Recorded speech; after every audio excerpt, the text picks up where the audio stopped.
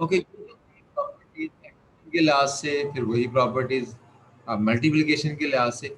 अब कुछ प्रॉपर्टीज ऐसी हैं जो फील्ड प्रॉपर्टीज की वजह से है, यानी एडिशन और मल्टीप्लिकेशन दोनों उसमें रोल प्ले करेंगे। And these are very interesting results. Very simple for you. Number one, कि zero multiply any number X gives zero. There is a proof why this is so. Number two, अगर दो element non zero हों तो उनका product हमेशा non zero होगा।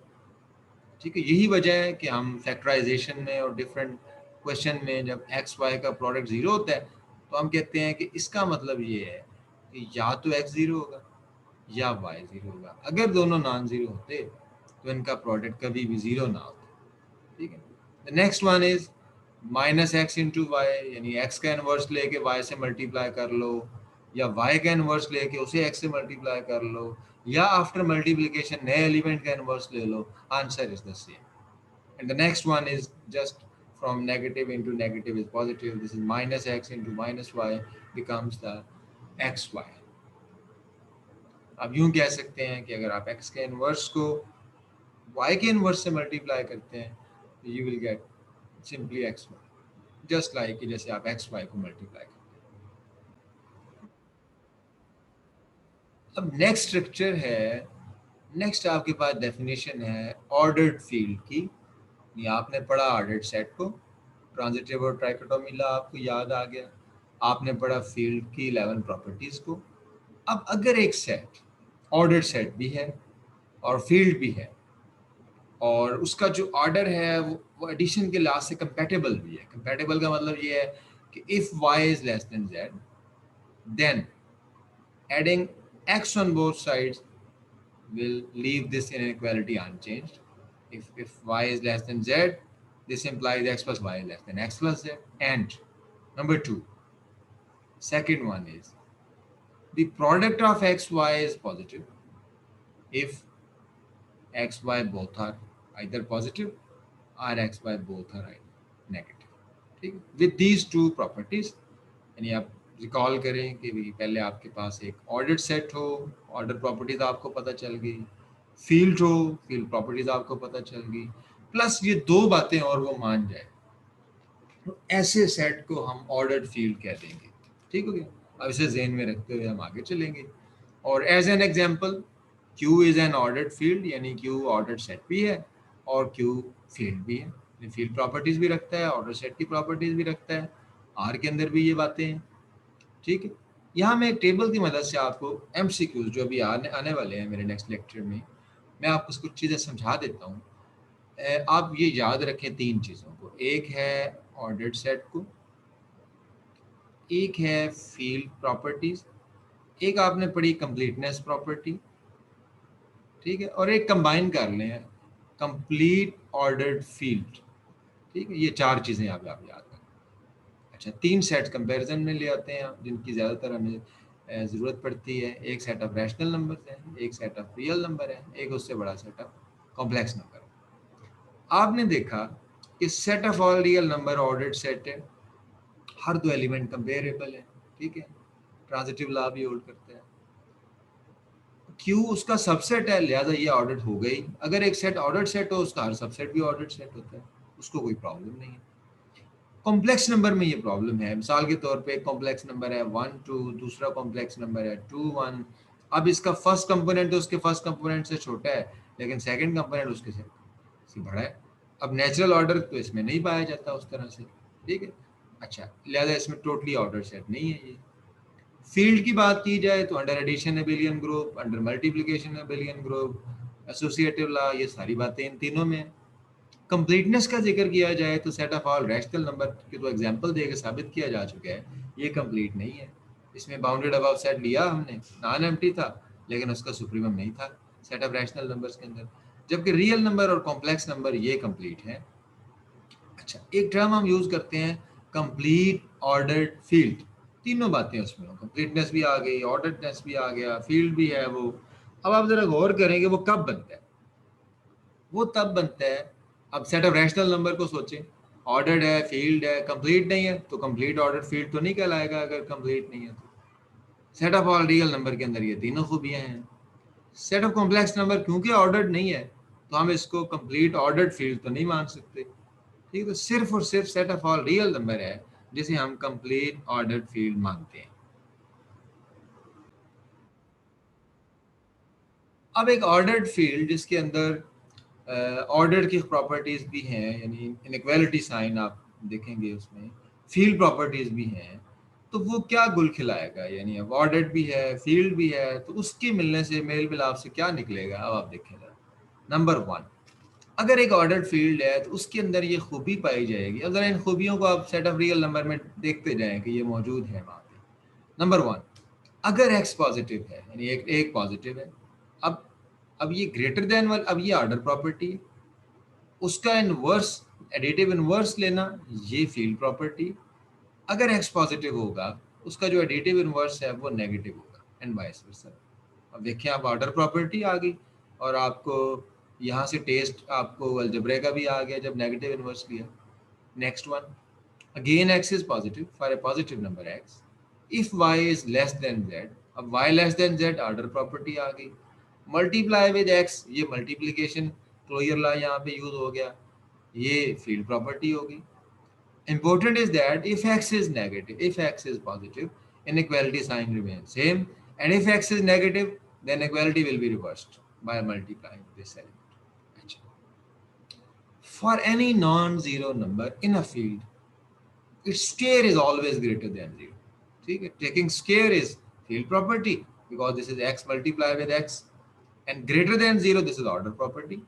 In particular, if we put x equal to 1, then 1 greater than 0, this is order property. अच्छा, next one, x less than y, both are positive, positive हैं दोनों, 0 less than x less than y दोनों positive हैं। अगर दोनों greater than 0 हैं तो एक बात तो आपको पता चल गई कि इसका प्रोडक्ट भी हम मान लेते हैं कि फिर ग्रेटर देन 0 होगा। So we can divide by the product, product से डिवाइड करने से क्या होगा, ये सूरत यार रिवर्स हो जाएगी, जहाँ x था वहाँ 1 ओवर y आ गया, जहाँ y था वहाँ 1 ओवर x आ गया। यानी अगर x लेस देन y है तो रेसिप्रोकल, और ये पॉजिटिव है, और तो रेसिप्रोकल लेने से क्या होगा, 1 over x is greater than 1 over, inequality sign change हो जाएगा। जस्ट लाइक कि भाई अगर x लेस देन y हो तो नेगेटिव से मल्टीप्लाई करके इनइक्वालिटी साइन चेंज हो जाता है, इसी तरह रेसिप्रोकल लेने से भी इनइक्वालिटी साइन आपका चेंज हो जाएगा। ओके, सारी प्रॉपर्टी ध्यान करके कंप्लीटनेस भी, ऑर्डर भी, फील्ड भी, अब there is an existence theorem, just statement we need. There exists an ordered field R which has least upper bound property. R की खूबियां बयान की जा रही हैं कि R एक ऑर्डर सेट भी है, फील्ड भी है और कंप्लीटनेस प्रॉपर्टी भी रखता है, और Q set of rational number ये इसका एक सब फील्ड है, यानी ये भी लाते खुद एक फील्ड बनाता है, अलबत्ता इसके अंदर लीस्ट अपर बाउंड प्रॉपर्टी नहीं होती। Second statement mean that Q is subset of R, यानी एक तो वो सबसेट है और फिर उन्हीं ऑपरेशन एडिशन और मल्टीप्लिकेशन के तहत वो एक फील्ड भी बनाता है। ठीक है, अच्छा, the members of R are called real numbers, साफ जाहिर है आप उसे रियल नंबर कहते हैं। और दोनों में फ़र्क क्या होता है, दोनों में फ़र्क होता है इरेशनल नंबर्स का, जब रैशनल के अंदर इरेशनल नंबर्स को शामिल किया जाता है तो वो आपके पास set of all real number बन जाता है। अच्छा, अब कुछ खूबियाँ, कुछ आप प्रॉपर्टीज़ देखेंगे जो सुप्रीमम प्रॉपर्टी या कंप्लीटनेस प्रॉपर्टी की वजह से set of all real number के अंदर पाई जाएगी। Number one, first one is the Archimedean property. ठीक है, इसका जो प्रूव है वो सुप्रीमम प्रॉपर्टी को लेके आप करते हैं। Archimedean property, what is Archimedean property, we have a very simple form of this Archimedean property, बड़ी सिंपल फॉर्म से हम पढ़ते हैं। आर्किमिडियन प्रॉपर्टी आपको जस्ट ये बताती है कि हर पॉजिटिव रियल नंबर के क्रॉसपॉन्डिंग, यानी कोई भी आप पॉजिटिव रियल नंबर ले लेते हैं, कोई भी आप नंबर लेते हैं रियल नंबर, आपको एक इंटीजर या पॉजिटिव इंटीजर यानी कि नेचुरल नंबर ऐसा ज़रूर मिल जाएगा जो उससे बड़ा होगा। फिर सुनिए, what is Archimedean property. Archimedean property ये कहती है कि हर रियल नंबर एक्स के क्रॉसपॉन्डिंग आपको एक नेचुरल नंबर ऐसा मिल जाएगा जो उससे बड़ा होगा। यानी देखा जाए तो R is uncountable, set of all real number is uncountable, natural numbers are countable, तो काउंटेबल सेट है। यानी एक बहुत बड़ा सेट है और एक बहुत छोटा सेट है उसके मुकाबले में, लेकिन उस छोटे सेट ने बड़े को काबू किया हुआ है। यानी हर रियल नंबर को आप लें, उससे आगे एक नेचुरल नंबर है, उससे बहुत बड़ा आगे चल के फिर कोई रियल नंबर लें, अगले स्टेप पे फिर एक नेचुरल नंबर मिल जाएगा आपको। हर रियल नंबर से बड़ा एक नेचुरल नंबर मौजूद है, जिसे हमारे प्रोफेसर कहा करते थे कि भाई हर फिरौन के लिए एक मूसा होता है।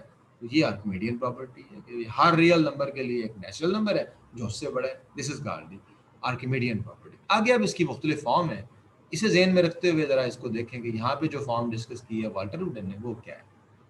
x is a real number, y is a real number, x is positive, इसका मतलब है कि y by x this is also a real number। ठीक है, अब जरा इस पे आर्किमिडियन प्रॉपर्टी अप्लाई करें, y by x को आप लें एज ए रियल नंबर, तो आर्किमिडियन प्रॉपर्टी कहती है कि there exist a positive integer n such that this real number x is less than n, this implies y is less than nx। सो ये form यहाँ discuss हुई है, this is called Archimedean property. ठीक होगी बात। आर्किमिडियन प्रॉपर्टी को एक और तरह से भी बयान किया जा सकता है, जब आप ये कहेंगे कि for every x in are, यानी हर रियल नंबर के करस्पॉन्डिंग एक नेचुरल नंबर है जो उससे बड़ा है। ठीक है, इसका मतलब ऐसा कोई रियल नंबर है ही नहीं जो हर नेचुरल नंबर से बड़ा हो, for all N in N. ठीक है, यानी ऐसा कोई रियल नंबर नहीं है जिसके बाद कोई नेचुरल नंबर ना आता हो। तो बेसिकली ये आर्किमिडियन प्रॉपर्टी का ये भी एक कॉन्सिक्वेंस है, इससे ये प्रूव होता है कि n is not bounded about, n bounded about नहीं है, n has no upper bound. कोई रियल नंबर ऐसा नहीं है जो इसे बाउंड कर सके कि भाई इससे आगे तुम नहीं आ सकते। No, there is no real number which can bound set of our natural number. तो ये बढ़ते ही चला जाता है, बढ़ते ही चला जाता है। ठीक है, अच्छा, एक कॉन्सिक्वेंस तो, एक चीज तो आपने सुप्रीम प्रॉपर्टी की वजह से ये देख ली। एक दूसरी प्रॉपर्टी, दूसरा रिजल्ट जो इस वजह से है वो क्या है, वो ये है कि अगर आप कोई से दो रियल नंबर लेते हैं सच दैट सपोज के x is less than y, तो फिर इनके दरमियान एक रैशनल नंबर जरूर एग्जिस्ट करता है। Between every two real number there is a rational number. और ये सिर्फ एक नहीं होता, बल्कि एक पूरी फौज है जो यहाँ पड़ी है। कैसे हो, मैं इसे P1 कह देता हूँ, लो जी ये आ गया, एक्स वाई के दरमियान P1 आ गया। अगले स्टेप पे P1 बजाते खुद भी तो एक रियल नंबर है, इसका मतलब है कि इन दोनों के दरमियान भी एक रैशनल नंबर होगा, उसे आप P2 कहते हैं। अच्छा, बात यहाँ भी खत्म नहीं होगी, अब P2 भी एक रियल नंबर है, तो इन दो रियल नंबर के दरमियान फिर एक और रैशनल नंबर आ जाएगा, उसे P3 कहते हैं। ठीक है, करते कराते आपकी बात यहाँ पहुंचेगी कि भाई हर दो रियल नंबर के दरमियान एक पूरी एक बारात पड़ी है रैशनल नंबर की। यानी there are infinitely many rational number between every two real number. और ये सिर्फ बात यहाँ ख़त्म नहीं होती, बल्कि आप अगर फ़र्ज़ करें कि आप कहें कि जी अल्फ़ा एक रैशनल नंबर है, ठीक है, और एक्स वाई दो रियल नंबर है। अब अल्फ़ा को जब एक्स से मल्टीप्लाई करेंगे, ठीक है, फर्ज करें कि x में यहाँ पे फर्ज एक सिम आसानी के लिए कि x रैशनल है, नॉन जीरो रैशनल है, और अल्फा एक इरेशनल है। इसी तरह y भी एक नॉन जीरो रैशनल है such that x is less than y, alpha is positive irrational number. तो मैं ये इनक्वालिटी बना लूंगा यहाँ पे, alpha x is less then alpha y। ठीक है, अच्छा, अब ये अल्फा x और अल्फा y है तो रियल नंबर ही, ये भी रियल नंबर है, ये भी रियल नंबर है।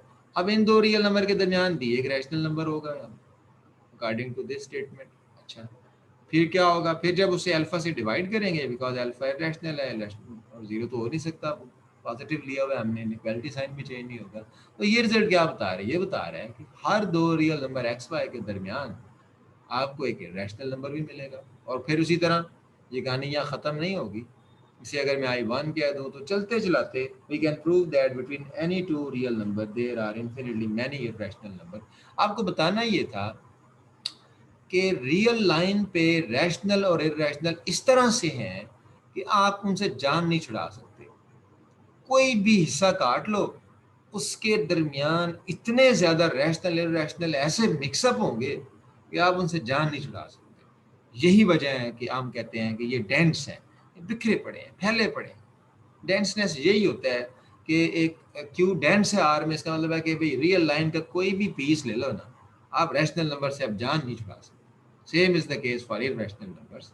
तो ये डेंसिटी थ्योरम भी कहलाता है, Q is dense in are. Between any two real numbers, there are infinitely many rational numbers, and similarly between any two real numbers, there are infinitely many irrational numbers. अच्छा, इससे आगे चलते हैं। इससे आगे जो रिजल्ट है इसे हम कहते हैं principal nth root. Statement is every for every real number X, एक पॉजिटिव रियल नंबर है, एक इंटीजर है, पॉजिटिव इंटीजर है, ठीक है। यानी कोई भी आप रियल नंबर उठा के यहाँ रख लो और कोई भी पॉजिटिव इंटीजर आप ले लो, तो आपको यहाँ पे वन एंड ओनली वन एक यूनिक वाई, एक यूनिक रियल नंबर ऐसा मिलेगा जिसकी पावर n लो तो वो x होगा और वो पॉजिटिव रियल नंबर होगा। साल के तौर आप कहते हैं 2 की पावर अगर 2 लें तो आंसर 4 आएगा, और -2 की पावर भी 2 लें तो आंसर 4 आएगा। अब ये दो y ऐसे हैं जिनकी पावर 2 लेने से 4 आ रहा है, लेकिन अगर सिर्फ पॉजिटिव की बात की जाए तो वो जस्ट 2 है, ठीक है। तो ये है यूनिकनेस। आप अब ऐसे जरा आप अगर देखें तो ये बेसिकली nth रूट की बात हो रही है। यानी आप लिखेंगे y is equal to the nth root of x। इसका मतलब है कि for every positive real number the nth root of x is unique positive real number, ठीक है। And if it is positive real number then it is unique. अच्छा, अब आप example ले लें, मिसाल के तौर पे 4 का ही आप स्क्वायर रूट लें तो आप देखा कि आपके पास दो आंसर आते हैं, +1 -1, +2 -2। और इसका मतलब है अगर पॉजिटिव लिया जाए तो वो यूनिक है। अच्छा, अगर आप 8 का क्यूब रूट लेते हैं 1/3, तो आप जानते हैं कि आपके पास आंसर आएगा 2 आएगा, 2 मेगा आएगा, 2 मेगा स्क्वायर आएगा। लेकिन ये क्योंकि कॉम्प्लेक्स है और पॉजिटिव रियल देखा जाए तो वो एक ही है। अच्छा, आप 16 की का फोर्थ रूट लेके देखें तो आपके पास आंसर आएगा +2 -2 2 आयोटा -2। ये दो तो कॉम्प्लेक्स हैं और ये नेगेटिव है। अगर पॉजिटिव की बात की जाए तो वो यूनिक है, और इसे बाज लोग प्रिंसिपल nth रूट भी कहते हैं। The principal nth root of a positive real number is a positive real number and this is unique, ठीक है। तो ये हमारा रिजल्ट आ गया। अगर ये कंडीशन निकाल दी जाए पॉजिटिव रियल नंबर की, तो फिर आप देखते हैं कि फिर यूनिकनेस लाजमी नहीं है। फिर अगर कोई रियल नंबर उसका nth रूट है, उसका जो फिर एडिटिव इनवर्स है वो भी उसका nth रूट बन रहा है। इसी तरह जो कॉम्प्लेक्स रूट्स हैं वो तो आते ही कॉन्जुगेट की फॉर्म में, ठीक है, we already know that. But positive nth root is positive real nth root is unique. This is the result. This is the Crowley, very simple one. AB raised to power nth root of AB is same as the nth root of A multiply the nth root of B, just putting the values. Next is the decimal. आप किसी भी real number को base 10 के साथ आप decimal की form में लिख सकते हैं। Corresponding to each real number there is a decimal form, ठीक है। This is all about decimal form. Okay, the next one is the extended real number system. Little bit different from the real number system. R. अगर आप इसके अंदर दो symbol negative infinity and positive infinity इन्हें शामिल कर लें, यानी R union negative infinity positive infinity, अगर आप इसे शामिल कर लें अपने सेट के अंदर, और जिसकी तरतीब ये होगी कि negative infinity is less then every real number x and every real number x is less then positive infinity, तो इस नए सेट को, इस बड़े सेट को आप कह सकते हैं extended real number system. But this is different from the real number system. Real number system से ये बात मुख्तलिफ हो जाएगी due to the properties of negative infinity and positive infinity. पहली बात जो फर्क पड़ेगा वो ये पड़ेगा कि अब कोई भी आप सबसेट लें ना, वो बाउंडेड होगा लाजमी तौर पे नाउ, क्योंकि कोई भी सेट लेते हैं तो सेट ऑफ अगर वो रियल नंबर्स का है, साफ जाहिर है अगर उसमें आप रियल नंबर लेते हैं तो प्लस इन्फिनिटी क्योंकि आपका एलिमेंट है, अब ये उसका अपर बाउंड बन जाएगा। हमेशा हर सेट का अपर बाउंड पॉजिटिव इन्फिनिटी होगा, हर सेट का लोअर बाउंड नेगेटिव इन्फिनिटी होगा। यानी इसका मतलब है एक्सटेंडेड रियल नंबर सिस्टम में हर सबसेट ही bounded above by plus infinity and bounded below by negative infinity. ठीक है, यानी अगर आप बात करते हैं सेट ऑफ नेचुरल नंबर की ही, आप फर्क देखें जरा, अगर सेट ऑफ रियल नंबर के अंदर रहते हुए आप नेचुरल नंबर्स की बात करते हैं तो आप कहते हैं कि इसका जो इन्फिमम है वो 1 है और सुप्रीमम एग्जिस्ट नहीं करता। लेकिन एक्सटेंडेड रियल नंबर सिस्टम में जब आप आएंगे और आप इसी सेट को लेंगे तो इन्फिमम तो 1 है, ठीक है। यहाँ पे आप क्या, यहाँ पे अब आपको सुप्रीमम भी मिल जाएगा क्योंकि अब ये bounded above by plus infinity है और इन्फिनिटी ही सिर्फ इसका अपर बाउंड है, तो इसका मतलब है कि वही इसका सुप्रीमम है।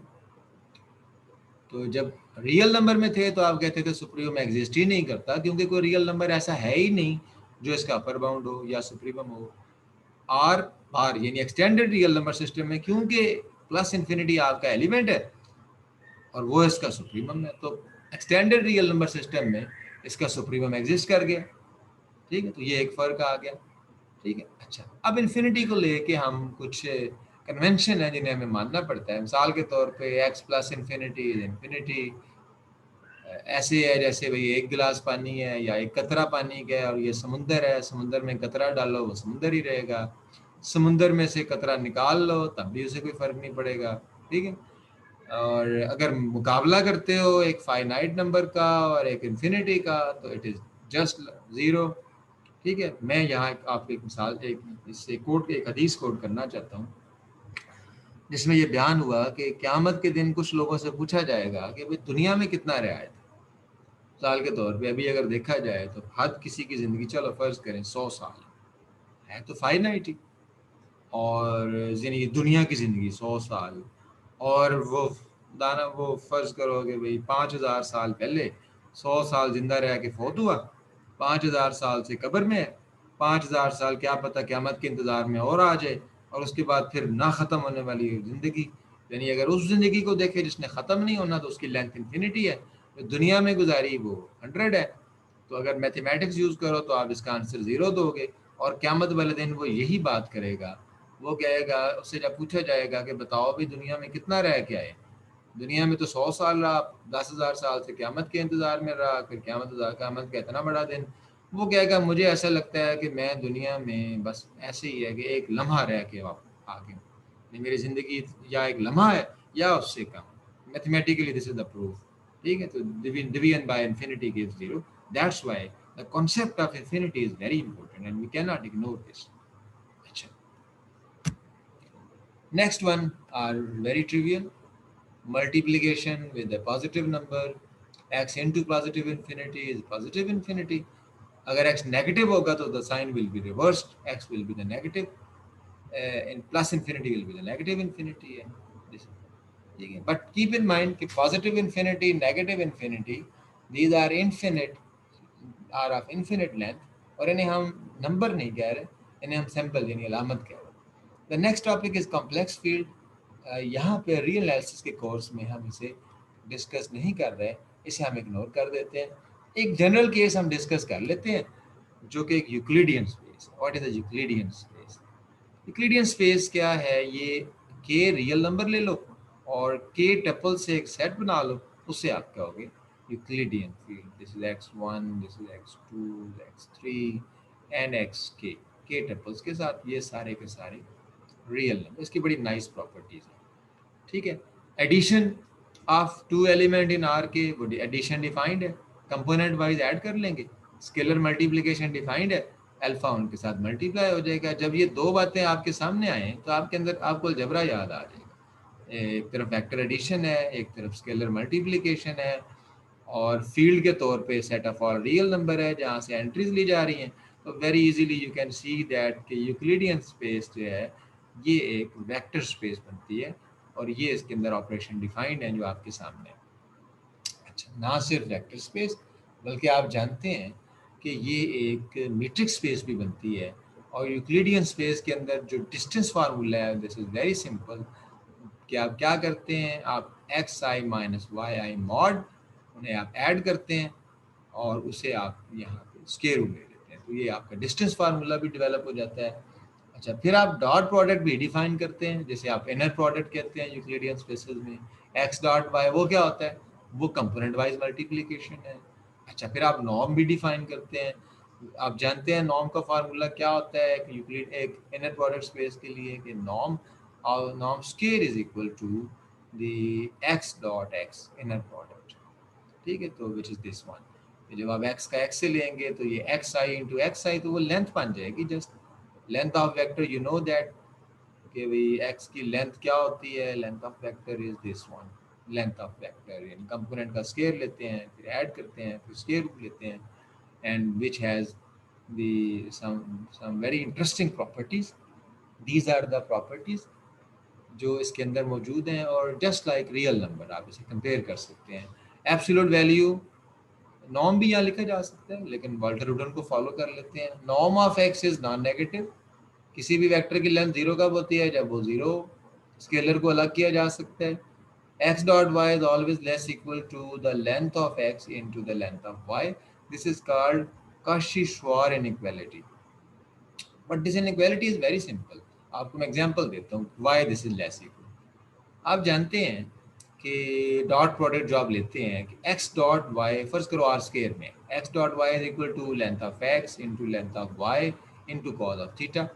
अच्छा, अब जरा एब्सोल्यूट वैल्यू लेके देखो इसकी। कॉस थीटा की एब्सोल्यूट वैल्यू क्या होती है, लेस इक्वल टू वन होती है। ये लगाओ यहाँ पे, एक्स अपनी जगह पे, वाई अपनी जगह पे, cos less equal to one, one खत्म हो गया। तो ये आपकी Cauchy-Schwarz इनइक्वालिटी का कॉन्सेप्ट आपके पास आ गया कि X dot Y is less equal to the length of X into the length of Y. ठीक है। अच्छा, ये ट्रायंगुलर इनइक्वालिटी, भाई एक वेक्टर की लेंथ है, फिर दूसरे वेक्टर की लेंथ है, इनका जो सम है ये एक्स प्लस वाई, जो एक्स प्लस वाई की लेंथ है, ये लेंथ वो इन दोनों के सम की लेंथ से लेस होती है। या आइडियल, या एक केस ये है कि अगर ये वेक्टर इस तरह से होंगे, डायरेक्शन सेम हो, फिर एक्स की लेंथ और वाई की लेंथ को जमा करो तो एक्स वाई की लेंथ बन जाती है, तो फिर ये इक्वालिटी होल्ड कर जाती है। ठीक है।